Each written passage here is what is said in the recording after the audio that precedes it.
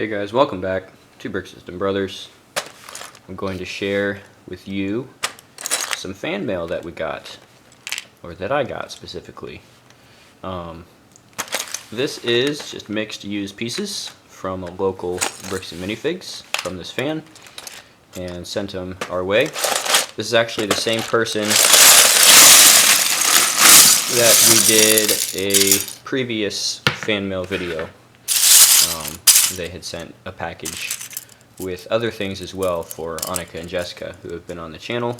So what I usually see are pieces that have either been mentioned during other videos of the channel, or if I say something in passing, I actually see references in the pieces that are selected for this to receive here. So that's really cool, just to see stuff show up after it's been mentioned specifically. You know, like the Nexonite tile here was a Hugh-Tap and was also used in the bridge. So that kind of thing, where it's actually going back to previous content that we've done already. And in a lot of cases, stuff that I've been looking for and keeping an eye out for to pick up. A good example of that would be these drivers, train drivers, which I'll be needing eventually for a steam train mock, and hopefully can be utilized now that I have those. Without the entire collection here, and specifically without anything sorted here, I won't be doing as much mock building as I have had going on for the past several months. So kind of taking a step out of that briefly. I'll be doing a lot of sorting, as you can see.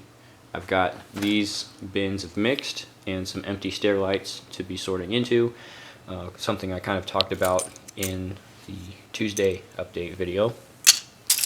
But in terms of actually building stuff, I'm just not sure that I'll have, well, firstly the time, because of my new job, which is a full-time position, and doesn't have the same kind of flexibility that I did before.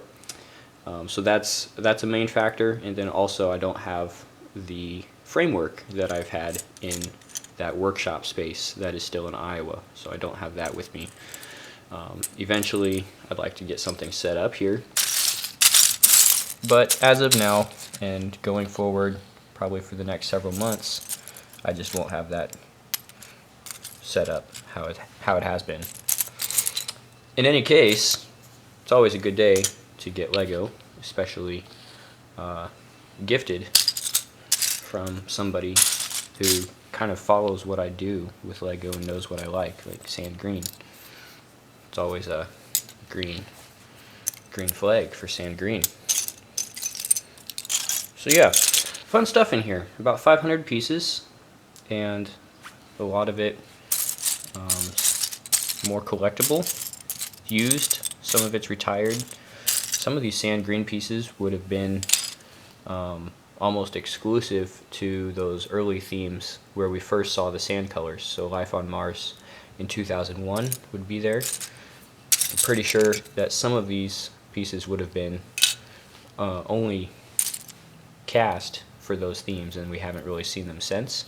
Sometimes you get, when you have colors that go back this far and they have been used in parts that have been retired, that's where you start getting some of those exclusive items that we probably won't see again, because once Lego retires a part, it's usually out of production. Then the same goes for colors. Sand Green is a current color, so we're still getting parts in Sand Green, but some of the pieces that go back to those early days of the sand colors we won't be seeing again, just because they have been retired. And if that wasn't enough, we also had this BAM come in the same package. Some of the exclusive stuff. What's interesting is within the last 3 or 4 years, some of the printed torsos and dual molded items in those BAM sections, which stands for Build a Mini, and they can be found in most LEGO stores. Some of the items in these towers of selected pieces have actually remained exclusive to that location. So this would be one example, the teal sleeveless print here has actually not been used in any LEGO set to date. It's new this year, so it just started showing up in these stations, the Build-A-Mini stations. And this doesn't go for all the pieces in the stations. A lot of these pieces have also been utilized in other themes or in other sets. Sometimes the collectible minifigure elements will also work their way into these stations. So something you might keep an eye out for if you like to track where minifig prints come and go, and how exclusive they are. But also there's an aspect of just being able to buy the minifigs individually, and usually it's a pack of 3 minifigs for $10, so that's just over $3 a minifig. Compare that with the collectible minifig series, which are up to $5 a piece now. And yeah, there's a little bit in terms of the accessories, and some of the level of detail on those collectible minifigs does surpass a regular LEGO minifigure. But I'm not sure if it's, it's been climbing from $3 over the past couple years, and I'm not sure if it keeps climbing. I know that I won't be buying as many, just trying to see which ones do I really want for that price point, and in some cases I don't really need any of them. I'll just keep an eye out for stuff on the Build-A-Mini wall, and then in this case just getting sent some stuff. It's kind of fun, pretty cool. So all this from a fan of our channel. Thank you very much for sending it in. I like to go through and see what surprises there are here when I don't pick my own LEGO. It's one of the reasons I enjoy bulk buys.